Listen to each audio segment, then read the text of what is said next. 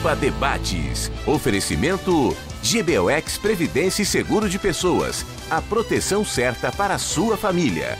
Unimed Porto Alegre. Cuidar de você. Esse é o plano. Biscoito Zezé. Carinho que vem de família. Crédito Simples Banrisul. Simplesmente para ver você crescer.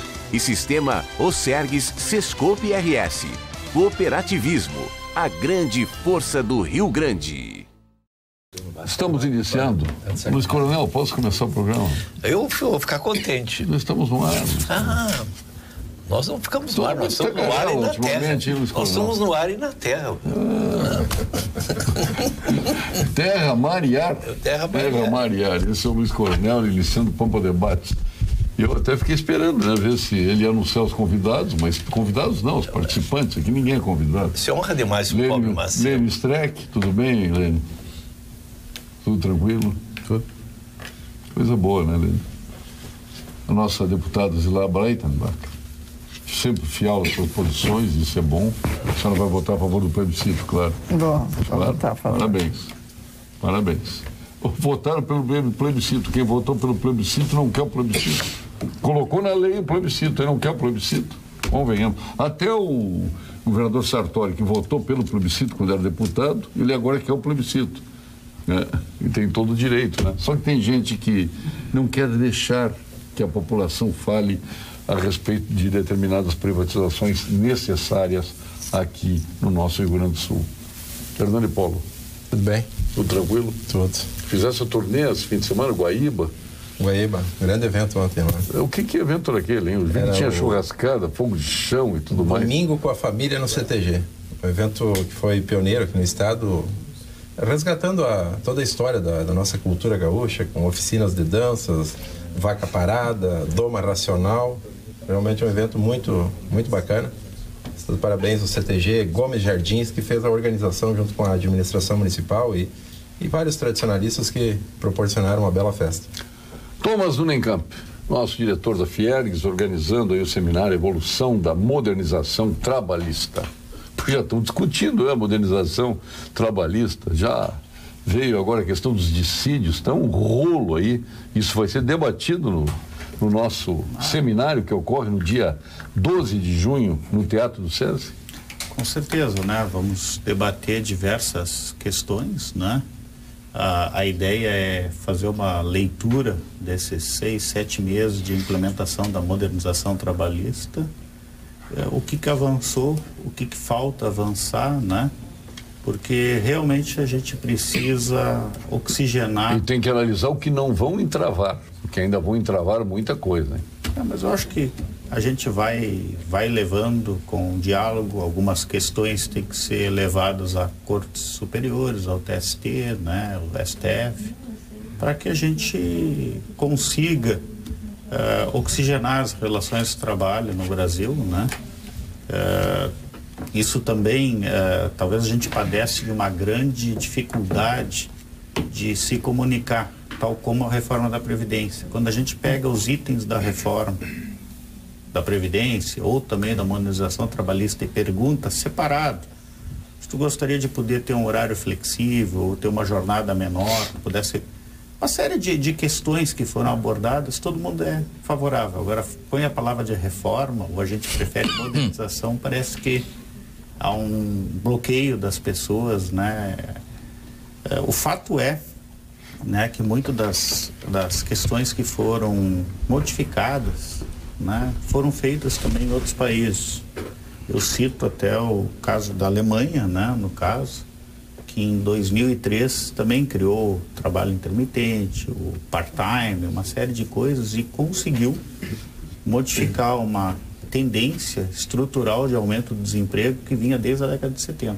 Ela começou a cair. Eu quero comparar aqui a Alemanha com o Brasil. Em 1997, fui visitar emissoras de rádio e televisão na Alemanha, viu, Lênio? Lá encontrei numa emissora de rádio um locutor que estava trabalhando de manhã. De tarde encontrei em outra emissora o mesmo locutor e de noite encontrei em outra. Aí eu não aguentei. Eu disse, como é que acontece isso? Não, eu programei a minha vida para trabalhar até os 44 anos. Vou trabalhar diuturnamente. Vou fazer o meu pé de meia e depois vou rodar pelo mundo. Eu vou viajar, é o que eu quero. Esse é o meu planejamento de vida. Mas na Alemanha pode. Aqui, veja a hipocrisia, porque a lei determinava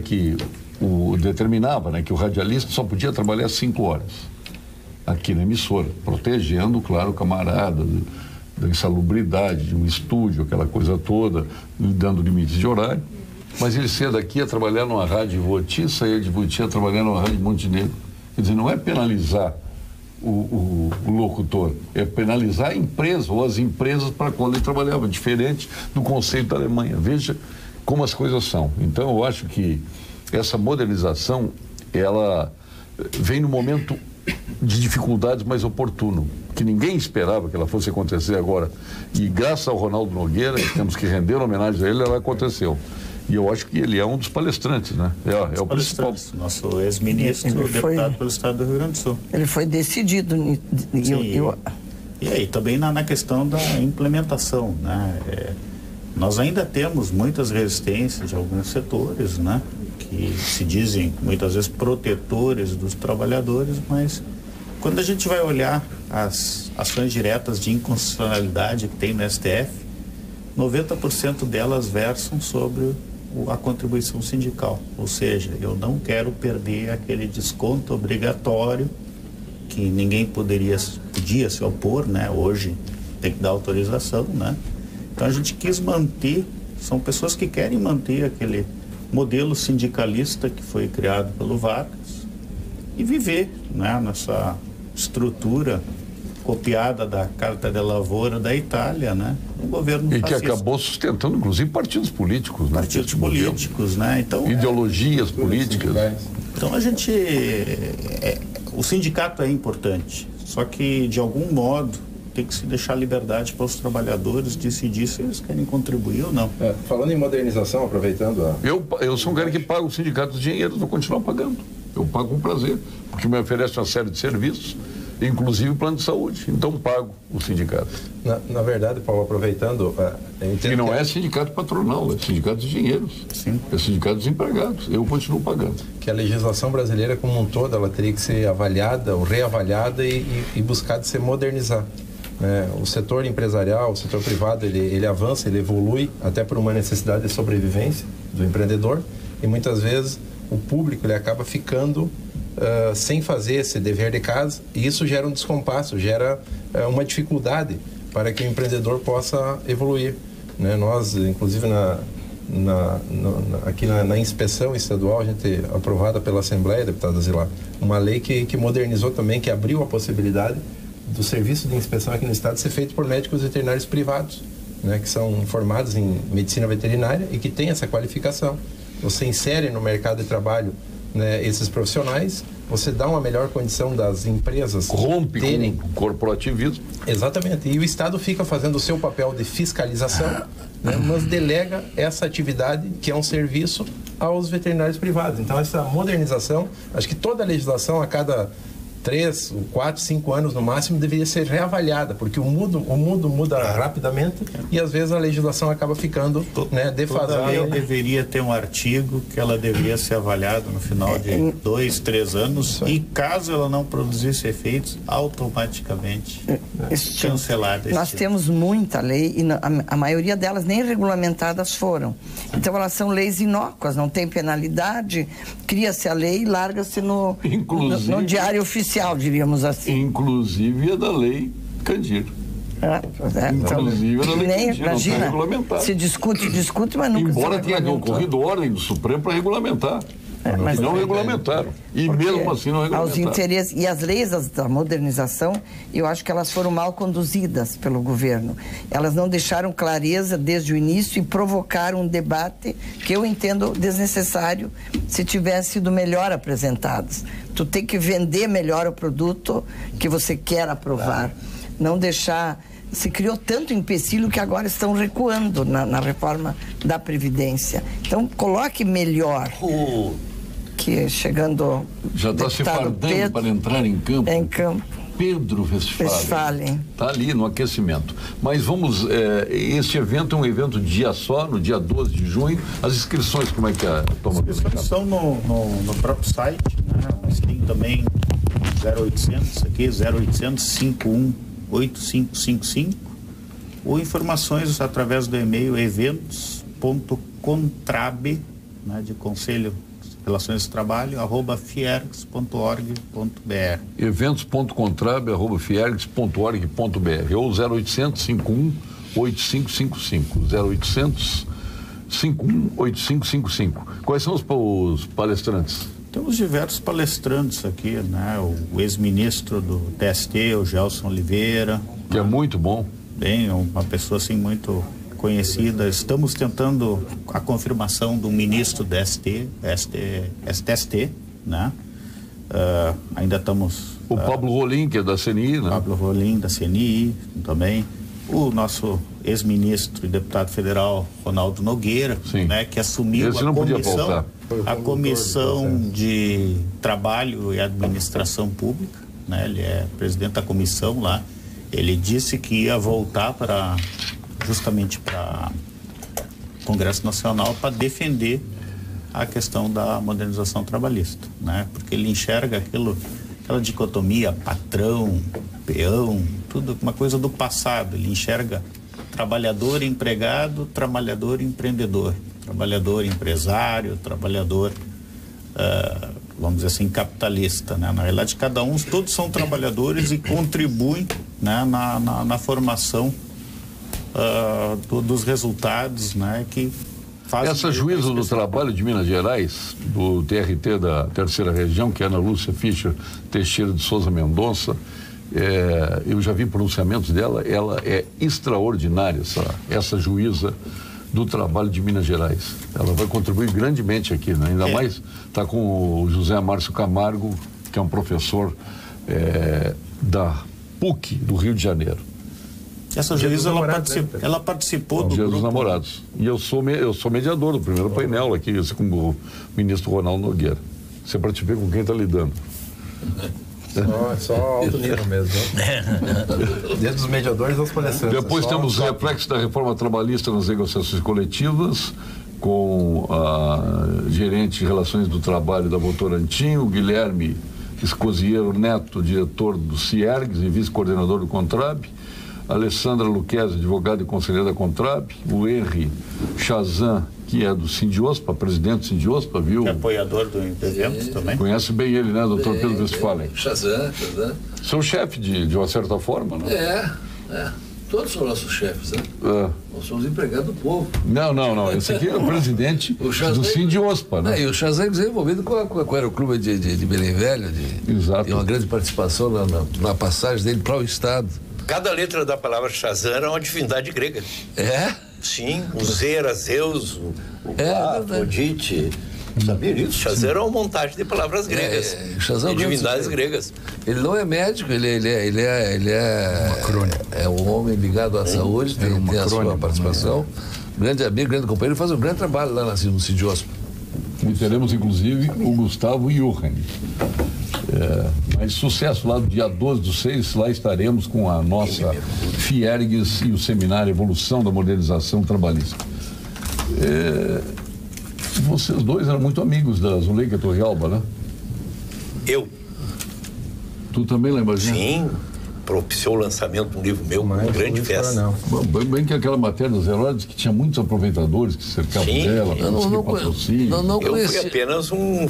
Não conhecia a Zuleika, não. Porque você viu pela reportagem. Estava na Casa da Pampa, sempre com as mulheres produtoras rurais lá jantando. Vi pela reportagem. Naquele jantar lá conosco. Mas Isso é com o Hernani. Um dia ela chegou com a cachorra lá, um galgo inglês, queria entrar lá, foram me chamar, que não deixaram ela entrar, ela estava que era uma fera. É mesmo? Aí vamos botar o cachorrinho assim, aqui, ela acabou entrando. Mas é uma fera aquela. Né? Também viu o voo, ficou a testa daquele império, né, lá do Porto Santo, do Porto Rio de Janeiro. Ganhava 13 milhões por mês. Da mesma forma como ganhou, torrou, né? E muito em cima da corrupção. Né? Eu não sei, eu não conheço o DP. Eu sei que lá em Bagé ela era assim um festival de dinheiro para cima, né? Comprava cabanhas, depois não... Estava comprado, né? O pessoal que ela botou naquela casa 7 mulheres lá foi uma loucura. o que ela fez de investimentos para levar a Casa das Sete Mulheres para... É verdade. Para Bagé. Então... Ainda bem que não guardou quietinho no banco. Ela fez andar o dinheiro, fez festa. Rodou a baiana. Mas qual é a impressão que tu guarda dela? Ela foi, na verdade, ela fez investimentos, ela foi uma referência na área, especialmente da pecuária, né? Auxiliou bastante nesse desenvolvimento, né? Com a sua característica, com o seu perfil, né? Mas aí ela fez vários investimentos. Eu acho que para o Estado foi importante porque proporcionou, né, o que aconteceu muito em cima e fruto desse envolvimento que ela teve e desses investimentos que ela acabou fazendo, né, aqui no Estado. Bagé era a visita da velha senhora, né? Aí chega... O problema eram as relações com o poder, sim, especialmente com o Temer, que durava anos. Mas nada disso vazava. Bagé ninguém sabia com o Grupo Libra. A origem com o Grupo Libra. Mas, Paulo, tu não é advogado de ninguém ali, não. Podemos falar tranquilo? Tô achando tenso. Tô muito quieto. Tô achando ele tenso. Hein, Paulo? Tô achando ele tenso. Mas essa informação não interessa. Paulo, sabia mais tempo? Então fica fora. Sobre essa informação. Quando não interessa, tu fica fora. Pronto. Por isso? Aqui eu sou pelas liberdades. Por isso? Só te fiz educadamente a pergunta. Essas informações sabia há mais tempo? Há um ano, 2, 3 anos? Você comentava. Mas não sabia mais. Só havia boatos. Eu ouvia boatos. Não tinha as coisas que mas todo mundo comentava isso. O Grupo Libra estava quebrado. Já quando o marido faleceu, já tinha problemas. Um endividamento extraordinário com o governo federal. Fizeram a renovação baseada no canetaço do Temer, né, para conseguir renovar, mesmo endividado com o Estado. Tudo isso já se sabia, né? É que estourou depois, né? Quando passou as investigações para São Paulo, daqueles relacionamentos antigos. Tem outro assunto que o Lênio gosta, que é o casamento do nosso príncipe. Eu não sabia o que daria de presente para ele. Eu fui convidado. Que presente eu vou dar para o príncipe? Aí não fui. Que pouca gente notou, mas ele casou, ele cavalariano, casou de esporas. Ele estava de esporas, pouca gente notou. Tio, aquela mulher linda, eu vou olhar para as esporas do príncipe, tio. Pô, para aí, uma mulher maravilhosa. Eu posso ler um textinho sobre isso, Paulo? Quando eu olhei, ela não estava presente, né? Óbvio, né? Olhasse para ele? Claro, olhei para a indumentária do índio, né? Ô, Paulo. Ainda mais cavalariano, me chama até Estava espora mesmo. Sobre isso. Sim. O homem-bomba detona o estopim. O príncipe diz sim. Na rocinha chovem balas perdidas. Encanto. A carruagem desfila por alamedas coloridas. A vida é assim, trágica e fantasiosa, dramática e esplendorosa. Beijam-se os nubentes, lacrimejam 5 continentes. Deus salve a rainha. Que maravilha. Coronel do Magnífico. Agora nós temos uma dama, deputada aqui. O que a senhora achou do casamento? Do glamour do casamento? Achei que o glamour foi estupendo mesmo. Eu acho que o vestuário, o ritual, mas eles fizeram um casamento mais aberto, mais democrático. Quebrou paradigma. As regras todas. Então foi um momento assim, eu acho que a Casa Real também entendeu que era o momento de democratizar um pouco a monarquia na Inglaterra. Porque dando essa... Eu acho que isso é um avanço. Né? Foi um avanço e a rainha aceitar toda essa... Uma divorciada que não é dos Estados Unidos, que não é nobre. Que é dos Estados Unidos, aliás, que não é da Inglaterra. Um rei já tinha renunciado por isso. E também alguns costumes estranhos, não é? Porque uma parte dos convidados assistiam às cerimônias, e os outros ficavam fora, dentro da igreja. Porque era pequeno, não? Mas num outro espaço. E eu vejo assim que é uma tentativa de... Político nenhum, isso não lhe doeu, não, Pois nós não fomos por causa do presente. Só foi o primeiro-ministro. Não foi, ninguém foi convidado. Foi só. Ninguém foi convidado. Foi só o ex-primeiro-ministro que foi. Tony Blair? Não. Recente? Antes do John Major. O John Major foi porque quando morreu a Lady Di. A Lady Di, ele ficou como uma espécie de tutor administrativo das crianças. E ela teve que abrir mão também, claro que ser a princesa, agora a duquesa, mas as questões pessoais dela teve que abrir mão. Duquesa de Sussex. Ela tem que seguir os ritos da monarquia. Mas eu acho que foi uma forma de democratizar a monarquia, porque está a rainha tantos que o mundo anos. Está evoluindo para isso. Para isso. O Papa agora para já mim, não... isso que foi a coisa mais importante. Foram duas coisas importantes. Foi essa abertura da monarquia inglesa e o Papa, né, pedindo desculpas a um gay e reconhecendo, né, o lugar deles na sociedade e até junto a Deus. E por um momento, e até junto ao próprio Papa. Converso aqui do Luiz Coronel, todo mundo se voltou para isso. Foi um momento mágico, cada um emocionado, esqueceu das tragédias do dia a dia. Claro. Mas o mundo real continua no dia de hoje, de ontem. E lá eles, nem na lua de mel ainda foram. Ela terá um papel dentro das instituições sociais, mas a rainha teve um fôlego na democracia de mostrar que a monarquia também tem que ser democrática. Mas aceitou. Aceitou. Isso eu acho que foi um avanço. Deputada, isso me fez lembrar o Jean Paul Sartre, que ele disse que o racismo é um luxo de classe média, é uma alegria de odiar, que a nobreza não é racista, a nobreza é classista. Jean Paul Sartre. Muito bom. Na questão de racismo a gente nem vai discutir, porque eu acho que foi uma coisa que lá a gente viu que foi bem... O gospel. Aceitaram bem, e muito negro no casamento, muita representação. O príncipe mesmo escolheu...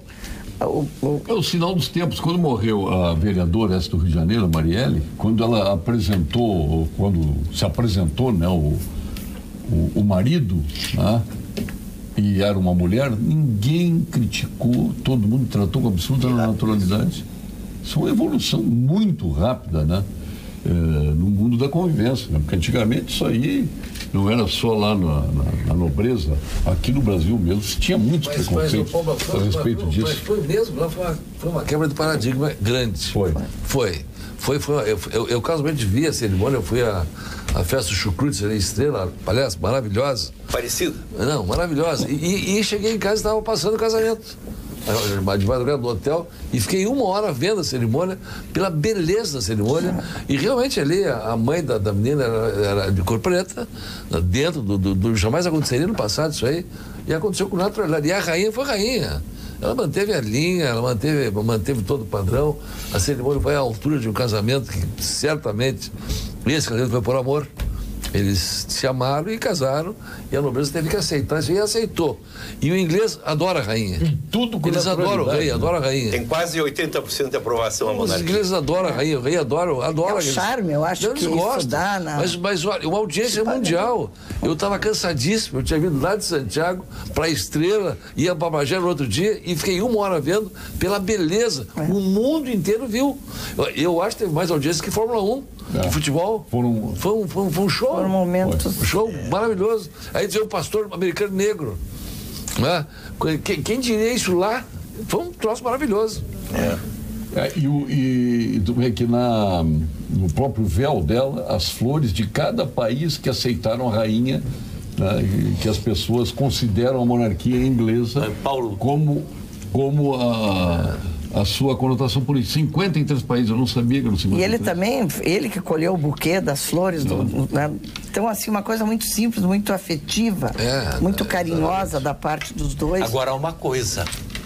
A história perde os significados. O véu da noiva é o símbolo da virgindade que os egípcios jogavam da janela. A marca de sangue do lençol. E é do lençol que surge o mito da cauda de noiva. Tudo isso vai pro brejo. É só um mito agora, não é? Há muito tempo não foi lá. Tudo isso foi pro brejo, né? Olha o fogo, tá igual o César Pacheco aqui. Tava brabo com o Temer, porque o Temer deu o indulto Dia das Mães para transgêneros. Aí ele tava brabo, porque a visão dele foi uma, tipo, ficar transgênero não tem mãe, o Pacheco. Aí ele se deu conta da besteira que ele tinha feito, né? Mas eu gostaria de ter alguns vestidos daquele no meu guarda-roupa, mas não vou tê-los, então... Mas não os chapéus, né? Chapéu não. Pareciam umas bandejas. E agora, Lene, vamos para os assuntos que tu gosta, Lene. Muito sobre isso, Lene. Nenhum. Não, do casamento. Nós estamos sempre por causa do Grêmio. O Grêmio foi muito mal, Lene. Foi mal. Eu perdi O 2 Lênio horas. agora está tão perdido, ele anda no meio da IVE, onde ele ganha consagração com a imprensa vermelha e isenta. Ele hoje é o ídolo da IVE. Quem diria, né? Ele de ódio com a IVE virou uma paixão entre eles. Está te provocando, hein? Não, mas é verdade. Vamos ouvir ele. falta 2, 3 peças, não funciona. Não funciona, não tem. Falta uma ali. Conjunto. Mas onde falta 2, 3, foi uma opção equivocada. Mas a deputada falou da mundo da fantasia e o mundo real. E de fato, real lembra a moeda, né? E essa questão do dólar está jogando o salário mínimo para baixo de $250. Esse é um fenômeno perigoso que, se o governo não apostar nisso, porque se falava muito antes aqui tem $1.000. Como eu estou no meio de conservadores, assim, fortemente conservadores. Quem somos? Tu e eu. Monarquista. Então, se falou aqui da modernização trabalhista, sem especificar o que é moderno. Disse bem o presidente aí que a legislação mas o filósofo contemporâneo o Benjamin Stark, que é do Games of Thrones, disse que tudo que vem antes do mas não vale nada. Quer dizer, a legislação trabalhista, o trabalhador, mas, então, se tem mas, não precisa dizer o anterior, porque aí, assim, o Lênin é um bom cara, e fala um monte, mas é um filho da mãe. Bom, então me chama direto de filho da mãe. Então, quando vai falar sobre a questão trabalhista, isso é um jogo retórico, né? Então, eu fico assim olhando aqui, fico olhando você, falar em modernização trabalhista. Essa legislação trabalhista está trazendo desemprego, uma série de problemas e dá a impressão que nós vemos o melhor dos mundos. Menos $250 é o salário mínimo. O déficit público é enorme, ok. O ex-ministro Armínio Fraga, tive a pachorra de ouvir tudo que ele falou, e disse: um dos escândalos brasileiros que derruba qualquer PIB é o Bolsa Empresário, que é o problema todo dos subsídios e tudo isso. Essas coisas nós temos que enfrentar. Eu acho que a legislação trabalhista tem problemas, mas não acho que a reforma trabalhista, do modo como foi posta e do modo como vem sendo decantada como uma grande modernização do Brasil, ela ao contrário. Primeiro, ela não era o problema em si e a economia não vai ser melhor porque está trazendo também desempregos.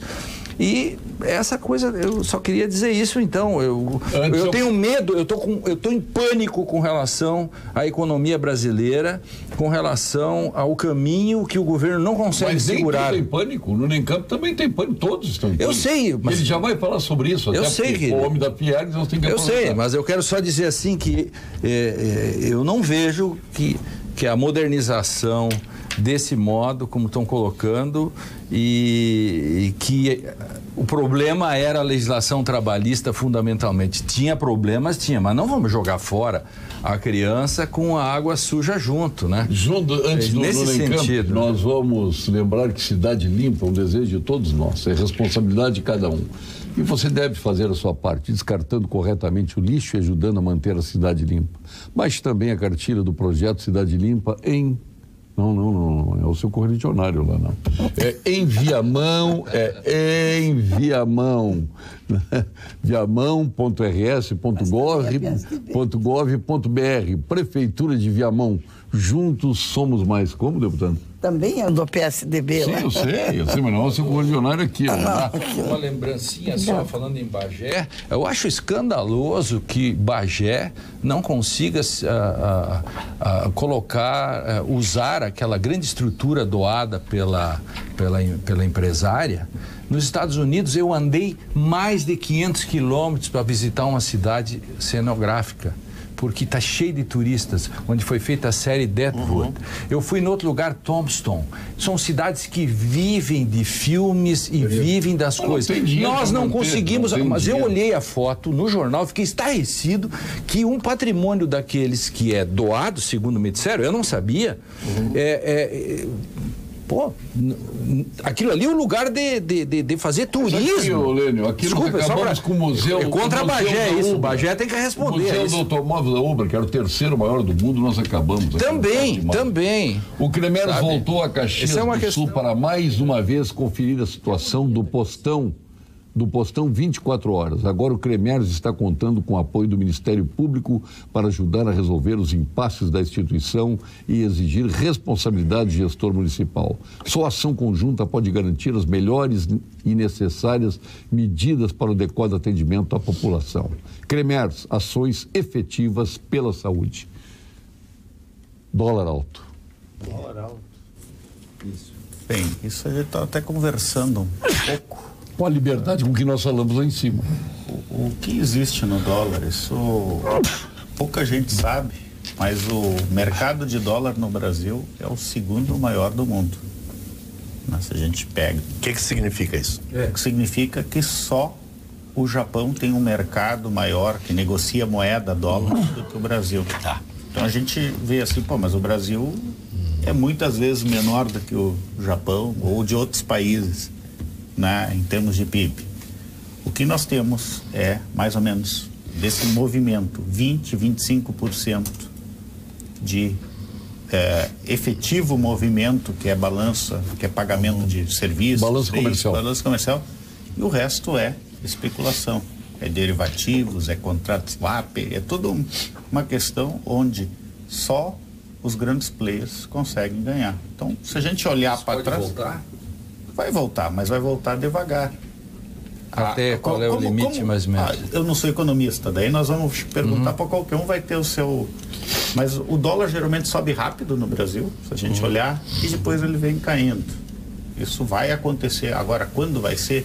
Volatilidade, todos os vamos dizer assim, o pessoal que entende da área econômica, os economistas, analistas políticos, já previam na eleição, agora na campanha, que nós iríamos ter uma volatilidade grande, ou seja, sobe e desce. Agora, o estranho é que o Banco Central não fez nenhuma intervenção para segurar. Ele aumentou a intervenção. Aumentou uma titica de galinha. Não, tá. E os reflexos na inflação disso? O swap só... O problema é que nós temos uma inflação lá embaixo no Brasil por falta de consumo. Ninguém consome absolutamente nada. É uma inflação enganosa, mentirosa. O governo não pode se vangloriar dessa inflação que está aí. Não pode se vangloriar. Então é desfavorável ao governo. Estão demitindo no centro do país, aqui no Rio Grande do Sul, eu não vou falar aqui direto porque é mais visível, as pessoas podem ter os seus próprios exemplos, mas vamos pegar o que aconteceu, o que está acontecendo no Rio de Janeiro e São Paulo, nas grandes universidades privadas.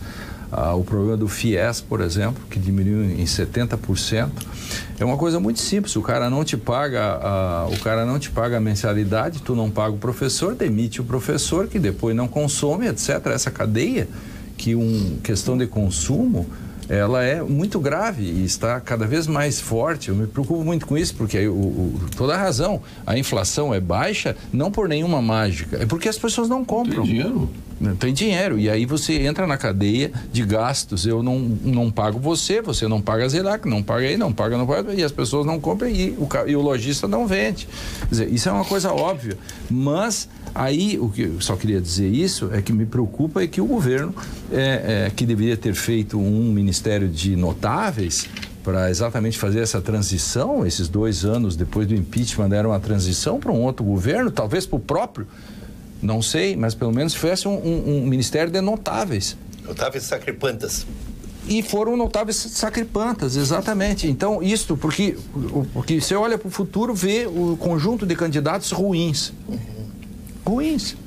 E aí você fica pensando assim, qual é o quadro que se coloca. Quando a gente não consegue nem ser profeta sobre o passado... O deputado dizia exatamente isso lá em cima quando nós conversamos. Eu não consigo eu não acerto nem a previsão sobre o passado. Como é que a gente vai pensar sobre o que vem por aí? Uma questão política que vai ser fundamental em outubro agora, as pessoas saberem o que pensa o candidato.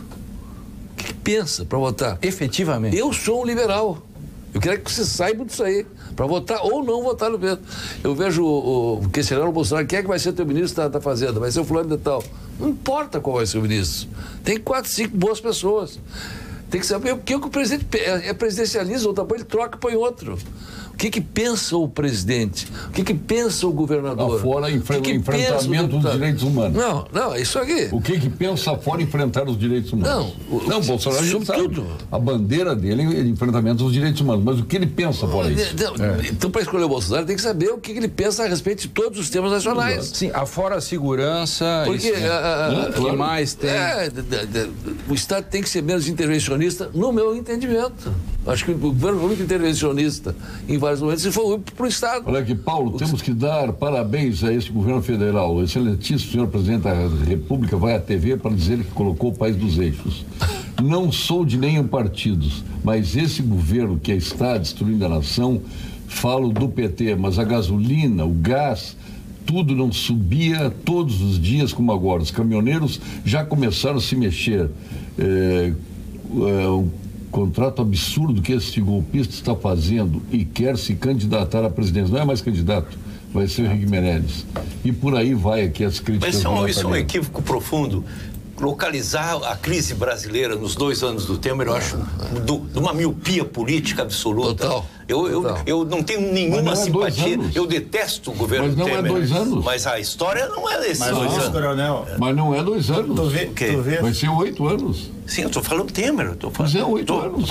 Ele não era vice. Foi vice? Sim, mas estou dizendo, jogam a culpa nesses anos de governo em que ele é presidente. Isso é muito pobre. Isso é de um lado da política. Mas quando a gente fala isso, às vezes, quando a gente fala que ele devia ter um ministério de notáveis, enfim, para fazer uma grande transição, a gente não está dizendo que os males estão a partir do impeachment para cá, apenas dizendo que por tudo que foi dito, vejam que os deputados todos que fizeram impeachment por um novo Brasil, por exemplo. Então, a partir disso, você simbolicamente tem um marco. Você cria uma expectativa. O expectativa, simbolicamente, você tem um marco. Por isso que alguns temas têm que ser discutidos antes da eleição. O que todos pensam sobre Previdência? O que vai se fazer sobre Previdência? Que é um tema hoje palpitante no Brasil. Sim, não tem, porque quando eu for votar, eu tenho que saber. Tem que dizer antes. Que o cara vai apresentar. Que todos vão ter que enfrentar esse problema. Qualquer presidente que seja eleito vai ter que fazer modificações de Previdência. Mas acha que vai dar tempo para candidato disso? Não. Vamos falar. Não, mas esse é o problema. Esse é o problema do Brasil, de todos os partidos. Não pode pontualizar em partido A para você. Vamos lá, para não falar só do Bolsonaro. O que a Marina Silva pensa de Previdência? Eu quero saber. Pois é. Olha, se der 1 hora para ela, não vai conseguir explicar. Então não pode ser escolhido presidente, não pode ser presidente. E quando o Westphal falou do tamanho do Estado, essa é uma questão séria, por exemplo, se nós pegarmos algumas áreas. O custo do Estado. Algumas questões, se as pessoas de fora vissem, lessem o que é um emaranhado de questões da tributação brasileira. Horror. Os tribunais, vamos pegar o Rio de Janeiro para não regionalizar. O Rio é demais, o Rio está todo aí. O Rio, mas vou pegar São Paulo. Você tem 3 tribunais no município. O Rio de Janeiro e São Paulo tem 3 tribunais no município para tributos, mais um tribunal de contas. O Estado tem 3 tribunais administrativos.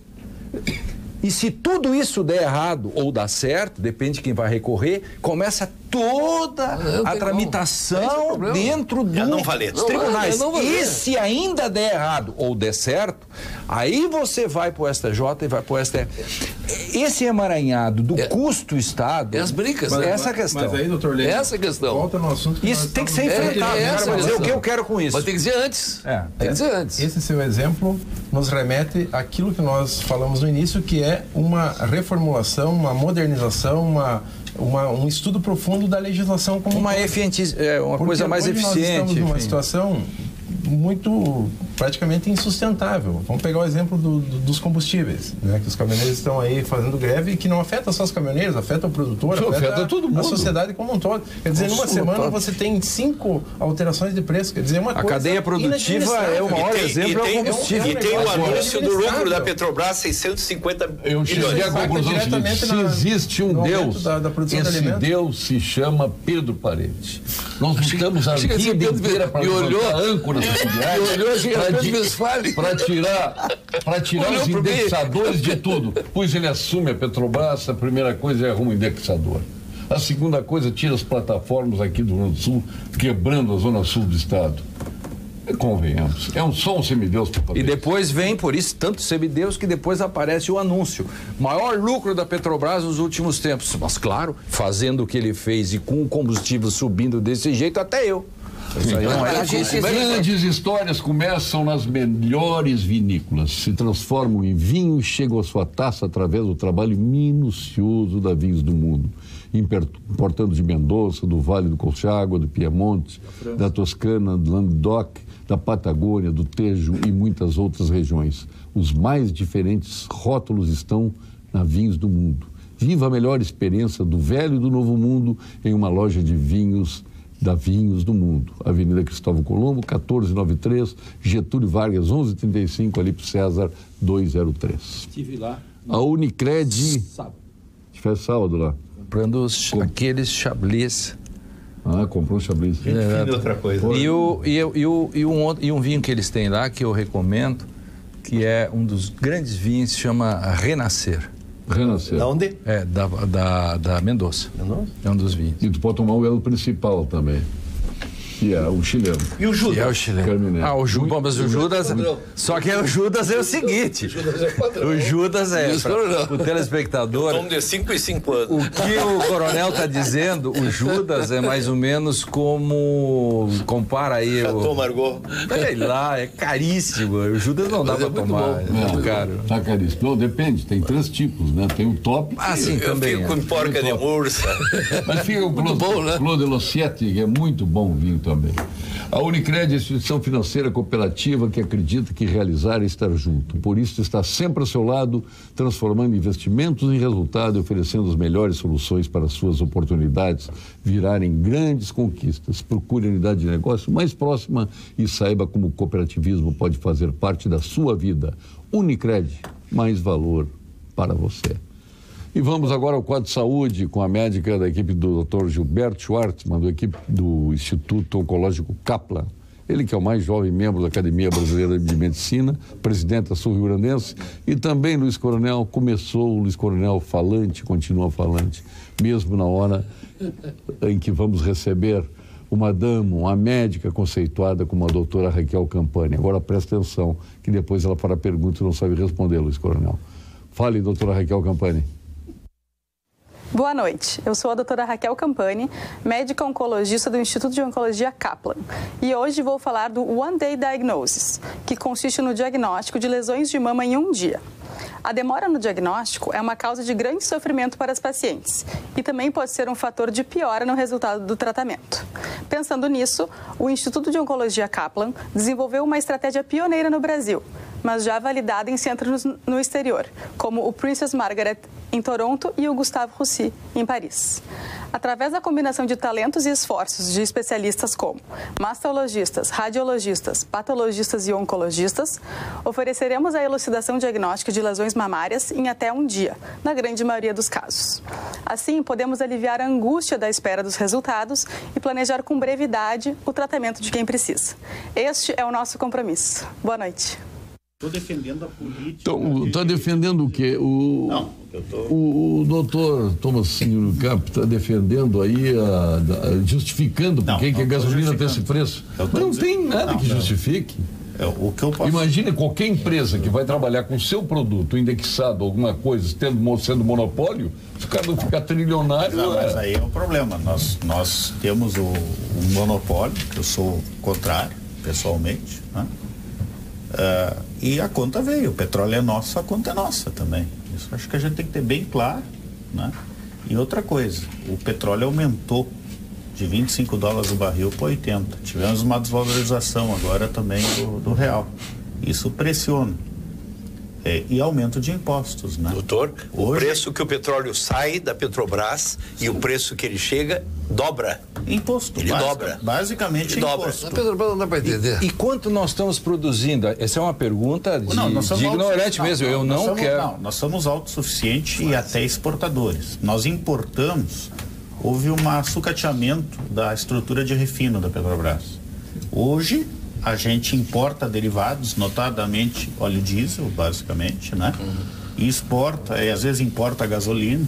Isso Nós exportamos gasolina a preço não, mas como é que pode ser tão caro, então, voltando ao assunto, se era $25 e hoje está 80, e se nós somos autossuficientes, estou pegando a lógica da conversa, como é que explica para o cara que isso custa tão caro e isso influencia em toda a cadeia produtiva, que é o lugar que mais influencia o combustível? O governo dá uma mordida no piso, dá uma mordida no imposto é extremamente violento. alto. O Rio Grande do Sul, por exemplo, é a terceira maior carga tributária sobre combustível, né? E sobre o valor em dólar, aqui vamos perguntar para o nosso secretário Paulo. A soja é a mesma coisa. O produtor, ele tem um custo para produzir. Agora, ele quer vender sempre pela Bolsa de Chicago. Isso é óbvio. Se aumentar lá bem, ele vai vender. Ele não vai vender porque está... Né? Mas o petróleo também é uma commodity. Então, é petróleo. Não justifica o petróleo, a gasolina, por exemplo, produzida pela Petrobras, é vendida para outros países. Vendida a 2,62 para o Paraguai. Só que nós temos uma carga tributária altíssima. Ok, mas esses tanto aumentos, de ICMS como... Não, eu não estou defendendo a política. 5 aumentos numa semana, quer dizer, é insustentável. 57% subiu o combustível. Eu não estou defendendo o diesel, que é base da produção, indexação, quando fala em commodity, indexação para exportação, tudo bem, mas para o mercado interno... Mas indexação no país que não tem indexação, não existe. Não tem como. Não tem como, vai indexar no país inteiro. A grande briga da economia foi desindexar. Uma das grandes conquistas... levantar a âncora cambial. Exatamente. Foi a grande conquista. Quando a gente compra uma coisa importada, aquilo é cotado em dólar. E aquele importador te vende aquele produto com a cotação. Mas não no mercado interno. No mercado interno, não, no mercado interno. Sim, quando eu compro um produto que foi importado... Não, que foi importado não, estou dizendo um produto produzido aqui no mercado interno. Mas ele precisa do insumo. O insumo, eu trabalho na indústria farmacêutica, o insumo basicamente é importado. Claro, outras coisas que não são importadas direto, mas também sofrem. Hoje a embalagem. Embalagem pesa muito papel. Papel, o que é? Celulose, também é cotação. Então acaba tendo as resinas todas, elas são derivadas do petróleo, também sofrem um impacto quase que direto. Alumínio, né, que também é usado muito na indústria farmacêutica, da embalagem, também é cotado. Infelizmente, petróleo, claro que não é direto, mas tem insumos sim que são diretos. Os princípios ativos dos medicamentos, 90% são importados. Mas o que vocês, por exemplo... O arroz, por exemplo. O arroz não é uma commodity. Não e o preço é desse tamanho. Não, exatamente. Ela não é cotada. Por isso que não tem nacional. A sanha do governo de cobrar altos impostos no arroz. Mas a carga tributária em cima de alimentos, Sérgio, é muito alta no Brasil. Mas o que a indústria, por exemplo, no todo, como é que, em termos assim, está vendo com otimismo, ou essa crise é passageira, ou como é que vocês estão vendo? Porque eu estou pensando como o sujeito tem lá a sua poupancinha, ele tem o dinheiro da poupança, compra dólar. O que ele faz com, entendeu? Ele pode confiar, como é que vocês estão vendo isso como grandes... A expectativa do empresário, ele está cauteloso. Ele vê que... Se o empresário está, imagina eu aí como é que fica. O empresário está cauteloso. E o povo. Mas olha aqui, ó. Essa é a questão. Por quê? Porque nós viemos da maior crise que se tem na história, né? Até a de 29 não teve um impacto tão grande e uma recuperação muito lenta. A indústria vai voltar aos patamares de 2013 somente em 2023. Claro que alguns setores vão talvez recuperar antes, outros vão levar mais tempo e outros não vão mais voltar. Eles acabaram. E a cautela é muito em cima também do que vai acontecer nas eleições de outubro. Havia muita esperança de que melhorasse nesse ano. Nós estamos há 4 meses das eleições. Nós tivemos sorte aqui no Brasil, desculpe te interromper aqui, de não ter tido um desenvolvimento maior. Vou te dizer por quê. Porque não tem energia para isso, não tem porto para isso, não tem estrada para isso, não tem aeroporto. O Brasil não está preparado para crescer mais do que cresceu. Lamentavelmente, é muita falta de planejamento. Daí como fazer? Se houvesse um boom de crescimento, o que tem hoje não suportaria. Lamentavelmente. Agora, como é que a gente são vai anos e anos de governo. Daqui 4 meses da eleição. aquilo que você coloca, falar a verdade, mas eu assisti vários debates, vários presidenciáveis e não vi um projeto claro de nenhum. Então, naquela mesmo discurso que é próprio de eleição. Tem alguns gargalos, as redes sociais, a televisão, hoje é fundamental externar isso. Tem alguns problemas que têm que ser enfrentados. Eu citei aqui o problema da Previdência, tem que ser enfrentado. Da infraestrutura, tem que ser enfrentado. Eu fiquei 4 anos, 3 anos, 2 meses, 19 dias e 5 horas secretário de Transportes. Nós conseguimos no terceiro ano a liberação da licença do IBAMA para poder drenar o Porto do Rio Grande. Dragagem. Era todo ano uma atenção sobre a dragagem de exportação e que bom que não tinha grande safra, porque aí não tinha problema. A Gala Renault... Custo muito alto no Brasil. A Gala Renault, Canoas e Cachoeirinha traz sempre mais economia para você. Veículo zeríssimo, com ofertas e taxas imperdíveis. E para cuidar do seu carro, oferecem produtos com a garantia Renault e a mão de obra especializada e a mais barata da região. É para você cuidar assim do seu Renault e economizar. Sua concessionária Renault na capital, lá na região metropolitana, é a Gala Renault. Gala Renault, muito mais que carros. Vamos agora com o Gimo e FCDL, é o ponto final. Ponto final. Oferecimento Produtos Gimo. Qualidade comprovada. FCDL apresenta Que Comércio, o maior e mais completo programa de qualificação e gestão de empresas. Olha aqui, o Eduardo Cloíra aqui. A imprensa fala da Petrobras e divulga o preço dos postos. Quando vão abrir a caixa preta das distribuidoras, que mais ganham é de enlouquecer. Gostaria de saber a opinião desta grande deputada Zilá e o governo do estado, que arrecada cada vez mais, especialmente no combustível. Eduardo Cloíra, seu ponto final. Meu ponto final é de que nós temos que trabalhar realmente no estado do Rio Grande do Sul para torná-lo mais competitivo. Isso passa naturalmente até pela carga tributária, principalmente. Então, o nosso trabalho está sendo nesse sentido, tornar o estado possível de ser colocado dentro do seu orçamento nas áreas essenciais. Seja bem-vindo à direita, Luiz Coronel. Olha aqui, Paulo Sérgio. Sou Carlos Esteio. Vejo esta bela mesa conservadora de direita, excluindo Lênio Streck. E eu uso abusivo de agrotóxicos, vocês não falam nada. Qual é a opinião da bancada? Tu veio para a direita agora, tu viu? Te enxergava como esquerda. Eu tenho uma vontade de ser esquerdista, só que a esquerda errou demais. A vontade que eu tenho de retornar ao meu berço, a esquerda. Agora é que eu sou obrigado. Agora eu tô com as minhas. Estou indicando.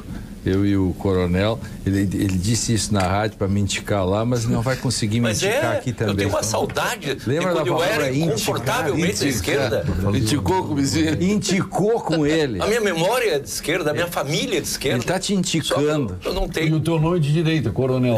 Mas o Paulo... Era tão de esquerda a família que botou Coronel. Só para te dizer, Paulo, eu me sinto muito desconfortável numa posição pessimista, mas eu acho que 2018, nos endereços que caminha, tira o Brasil da neblina para a cerração. Não, é a maneira que eu vejo. Tira o Brasil da neblina para a cerração. Não há proposta de alteração, não há um encaminhamento para reformas que, se não forem feitas, o Brasil mais tempo vai perder. O que se pode criticar os anos dourados do Lênio foi a perda de tempo. O Brasil teve oportunidades históricas de dar saltos, mas ficou, como toda a América Latina, na rabeira da história, porque não soube ver o pique da história. Ficou discutindo ideologias quando a questão era a contemporaneidade. Boa noite, Paulo Sérgio. O programa virou uma confraria do governo Sartori. Não tem mais o contraditório. É uma pena, pois, na minha opinião, o governo Sartori foi pífio. Armando Machado. Seu ponto final, Lênio. O Luiz Coronel assumiu agora, né? Saiu do armário total. Nossa. Mas me critica o meu pensamento, que eu vou me enriquecer. Assim, dizer que foram anos perdidos. Em um minuto, o Luiz Coronel, o jogo falta 3 minutos para terminar, o juiz roubou 3 pênaltis a teu favor, e tu queres que eu me recupere em 3 minutos, sem o árbitro a meu favor? Não, me dá o Daronco para cá, ou alguém desses aí. Uma frase é boa, eu gostaria muito de voltar a ser de esquerda, mas não está difícil. Mas me preocupa. 3 coisinhas rápidas. Acho que Bagé tem que fazer um movimento para transformar aquilo de fato num lugar turístico e não deixar aquilo deteriorar. É só entrar em qualquer site americano e ver o que os americanos fazem com as cidades cenográficas e como isso é importante para atrair. Que é do nosso amigo Gary Newman. Eu conheço quase todas lá dos Estados Unidos, porque eu adoro isso. Eu fico e tem hotéis dentro da própria cidadezinha e tal. Eles podiam fazer isso muito bonito. O segundo ponto é essa questão que me preocupa profundamente, é o possível calote da Odebrecht sobre toda essa questão de como sofreu essa empresa que está com 47 bi de dívida com os bancos, e isso cria, como falamos hoje, você deve aqui, você deve ali, se não paga aqui, cria outro problema. Isso é outra questão muito séria. O monopólio brasileiro é o monopólio bancário, esse é o problema. Esse é o grande problema. Esse é um ponto que nenhum candidato vai dizer. Esse é o ponto que nós estamos no ponto final. Nenhum candidato vai dizer, eu vou mexer com os bancos. Esse é o grande problema. Hernani Paulo, depois fica para vocês aqui, harmonização entre capital e trabalho, discussão antiga e via de regra mal posta. Tem que modernizar, sim. Ficar apegado ao passado, atitude atrasada que não serve nem para o empregador, nem para o empregado, nem para o prestador de serviço, muito menos para o empresário. Hoje todos têm que estar identificados como colaboradores essenciais com o empreendedorismo. Jorge Lisboa, Goeuser de Erechim. Ficou, parece que foi pro Lênin isso aí, alguma letrinha. Eu quero mandar um abraço ao empresário e agropecuarista, nosso amigo Artemilo João Nicolau Bino, está nos assistindo. O homem da... Um abraço. Quantos milhões ele ganhou na loteria? 119 milhões ganhou na Mega Sena. E está empreendendo, né? Está investindo bastante. Ele voltou Xavier. Está nos assistindo, um abraço a todos os telespectadores. Um abraço nele também. E também fazer um registro aqui de um fato importante para o Brasil, que aconteceu nessa semana, que foi a abertura do mercado da Coreia do Sul para a carne suína brasileira.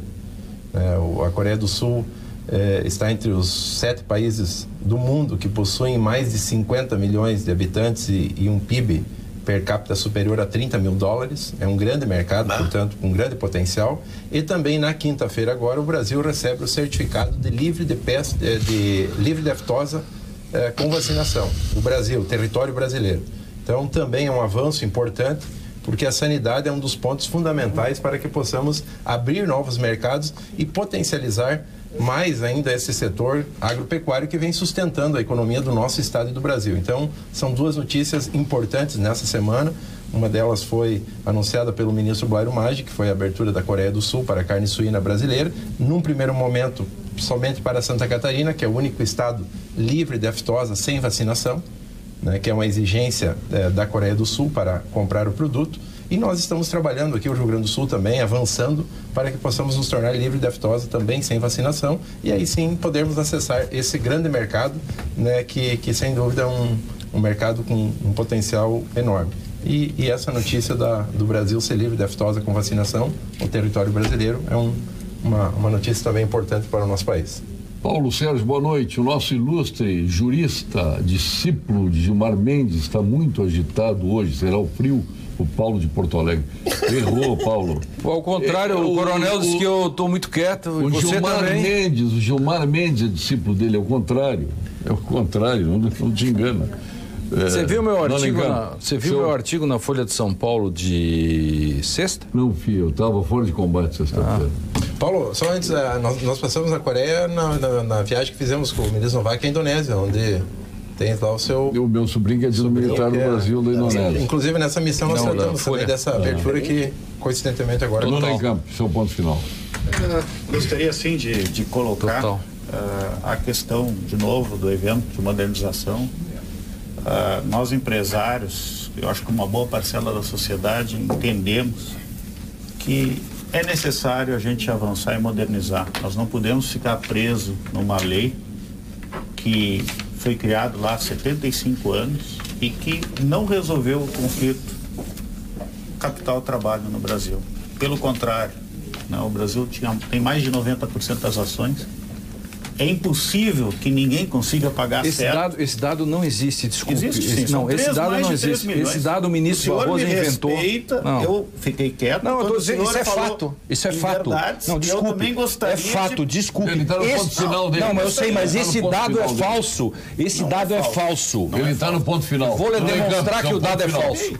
O Brasil com 90% das ações. Mas nós temos um conflito. Isso é fato. Mas existe um conflito muito grande e que é impossível que todo mundo pague errado no Brasil, multinacionais, empresas pequenas, grandes. Esse sistema, ele não buscou harmonização do capital de trabalho, ele buscou só o conflito. E isso a gente tem que reformar. Quem ganha com isso é só quem se alimenta do conflito, que é esse judiciário enorme que nós temos aqui, sem dúvida. A gente sabe o quanto custa a justiça do trabalho.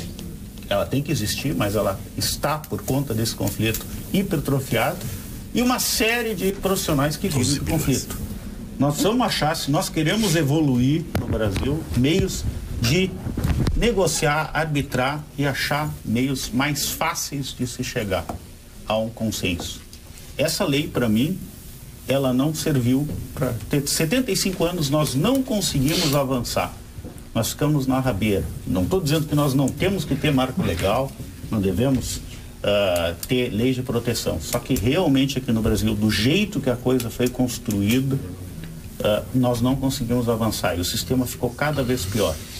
E, como foi colocado aqui, o problema do Estado passa por resolver a questão previdenciária, né? Hoje o déficit previdenciário do Estado é 10 bilhões? 11. Por que todo mundo se aposenta com 25 anos? Essa é a realidade. Se não tem condições de se aposentar com 40 e pico, 50 anos e viver até os 80, 90. A conta não fecha. Boa noite. Em matéria tributária, realmente é revoltante a carga tributária medieval a que estamos submetidos. Pago com desconto em folha, sem alternativa, um montante mensal de R$3 mil, somente federal, sem contar municipal e estadual. E o retorno que o Estado nos dá é zero. Até quando a população brasileira continuará nessa inércia política? Em decorrência, com referência à deputada Zilá, que tem sua base eleitoral na Serra Gaúcha, noticiamos com pesar o falecimento na sexta passada do jornalista, fundador do jornal de Nova Petrópolis, Sérgio Lima, que foi repórter da Rede Campo, da Bandeirantes e da Rádio Gaúcha. Rogério, de Nova Petrópolis. Seu ponto final, doutor Pedro. 3 temas rapidamente aqui. Primeiro, eu fui em Bagé, agraciado lá, sendo patrono da Associação do Movimento da Mulher Gaúcha. Pela vereadora Sônia Leite, nesse domingo, estive lá. É um movimento que faz capacitação de pessoas em cursos profissionais, pessoas pobres. Eu fiquei muito orgulhoso e honrado com isso. Segundo tempo, não se conversou hoje aqui sobre a passagem do Rodrigo Maia, um presidenciável. Esteve aqui hoje. Fui no almoço dele lá na Associação Comercial de Porto Alegre, do Paulo Afonso Pereira, junto com a Federação dos Hospitais, que eu sou vice-presidente. Foi um momento bom de questioná-la a respeito de questões nacionais importantes. Pena que nós não podemos entrar no tema aqui, até pelo exíguo tempo, né? E a terceira é esse tema combustível. Eu acho que tem que ter uma concertação nacional. Ele deve ter encantado. Não, o presidente tem que chamar todos os poderes, Paulo Sérgio. É fundamental encontrar algumas soluções nesse instante. Nem que seja uma desoneração temporária, uma diminuição temporária de impostos. Por que não fazer isso aqui? É importante a intervenção do Estado não intervir no mercado, mas quem sabe uma solução temporária, nem que seja uma diminuição da CID era isso. Uma diminuição temporária de impostos. Cada estado tem que ver o seu problema, mas tem que ser feita alguma coisa. O governo existe para isso aí. Lucas e São Chico, falem sobre o fim da cobrança obrigatória do sindicato rural. Não é de todos os sindicatos, Lucas? CNA, etc. Todos os sindicatos. Acabou. Olha, isso aqui, né, você vai ganhar pão de mel da Zezé para adoçar. Tu e o Lênio aqui estavam muito amargos um com o outro aqui, então vou levar pão de mel. Luiz Coronel, tu que agora é direita, reconhecido pelos telespectadores como homem de direita. Mas que poder, sim, o Lênio, de enquadrar as pessoas em posições políticas. Tu não tem esse poder. Ficou brabinha? Tu tem uma, não. Tu tem um talento ante qual me põe de joelhos. Mas esse poder não tem. A tua motivação, a tua vontade de ser esquerda que não conseguisse. Tu tentou? Não tentou, não. Eu venho e sou. Mas não consegue. Tiraram fora. Não me permitiram mais. Mas agora já pegou o negócio. Olha aqui, ó. Vocês viram a reportagem em jornal do Rio Grande do Sul, lá na Zero Hora, não botou aqui o Rafael de Cruz Alta, sobre a família Torrealba. Depois da bonança sumiram. Rafael da Fonseca. Eu li tudo. De Cruz Alta? Depois dos contatos tenebrosos de primeiro, segundo e terceiro grau, sumiram. Deixe o Lênin Streck falar, vocês não deixam, não sou eu. Falou bastante. É o Luiz Coronel que não deixa. Agora a briga da direita com a esquerda. Estão se enfrentando. O Luiz Coronel assumiu. Os sindicatos patronais continuam pedindo sua contribuição para seus filiados. Claro, é um direito, né? Para sua manutenção e luta reivindicatória. E os sindicatos dos trabalhadores estão com seus dias contados, conforme lembrou o Dr. Lênio. E a voz representada da esquerda da bancada, quando ausente, esse programa é dominado por reacionários. Marco de Tapes. Escrevi sobre a fala do Lênio na semana passada, ainda bem que ele está presente. Não leia os meus recados. O que eu estou fazendo agora, o Marco de Tapes? Não leio. Tem mais de 300 WhatsApps aqui, né? É impossível. É impossível ler todos. Sucesso de público e renda o programa. Né? Muito obrigado, Lênio. Obrigado, Luiz Coronel, deputado Zilar Breitenbach. Obrigado, Hernani. Depois tu me convida para aquele churrasquinho lá em... Não fui nem pro chucrute dele, nem pro teu churrasquinho lá. É verdade. Estava com indisposição estomacal. Eu tava mesmo. Não pude comparecer ao aniversário do meu amigo Marcelo Dornelles. Aniversário sábado que eu não li. A Betina Jardim, Arlete Bernardon, o Carlos Augusto Cruzius, todos conhecem, o meu amigo Francisco Bueno, da Celulose Rio-Grandense, muitos falou aqui em celulose, o Cristiano Renner, no sábado, aniversário do desembargador, meu querido amigo Vasco de la Justina, um grande abraço, grande figura, o Ari Joel Lanzarin, ex-superintendente do Banco do Brasil, que está morando em Brasília, o Breno Cor, da Cor Seguros, o Datena, teu amigo Datena, viu? Teu amigo Datena, da Bandeirantes, a Enir Grigol, nossa querida amiga, jornalista lá da Fiergs, o Marcelo Kuhn, que coincidentemente é médico especialista. Marcelo Kuhn é médico especialista, o Boechat brinca muito com ele por causa do sobrenome dele. André... É proctologista, não? O André Raro, nosso colega jornalista, o Norton Secchini, o Renato Dexheimer e coronel da Brigada. Bom. Piada pronta. Até brincamos uma vez com ele que tinha que ser promovido a coronel. Mas como assim? Não, ele conhece todos da Brigada. Desembargador Paulo Antônio Kretzmann. Provável não conto. O padre Marcelo. Tu anda muito conchavo com ele. Estão tramando. Tá pintando o clima entre vocês dois. Eu tô querendo que ele me dê um Padre Marcelo tá de aniversário hoje. Não foi domingo, Padre Marcelo. O cantor? O Antônio D'Alessandro, nosso querido amigo publicitário, Paulo Boanova, publicitário, Darcy Campani e o Marcelo Bolzoni, médico do Grêmio de Futebol Porto Alegrense, que estava de aniversário domingo. O Newton da Mota e o Abraão Duquia Neto, meu querido amigo. O desembargador Antônio Carlos Neto de Mangabeira está de aniversário hoje, o Eugênio Facchini Neto também de aniversário hoje, desembargador. Nosso Marcelo Lemos, teu colega, ex-procurador, que a festa foi Marcelo? Lá no New York, no domingo, infelizmente estava acamado. Hugo Pinto Ribeiro, da Guaíba-Car, o Oscar de Maria, que foi cônsul do Uruguai aqui em Porto Alegre, o Ricardo Filizola, teu colega lá da Fiergs, também de aniversário hoje, e o Sérgio Copete, entre tantos. Candidato presidente lá do Jockey Club. Do Jockey Club. É com quem de vice? Tu não está bem informado. Não sou tão bem informado. Luiz Fernando Cirne Lima, de vice. Que dupla, hein? Dupla muito boa. Muito obrigado a todos. Retornaremos amanhã com mais um Papo Debate. Vem aí as principais notícias do dia da sua região com os nossos apresentadores locais. Boa noite.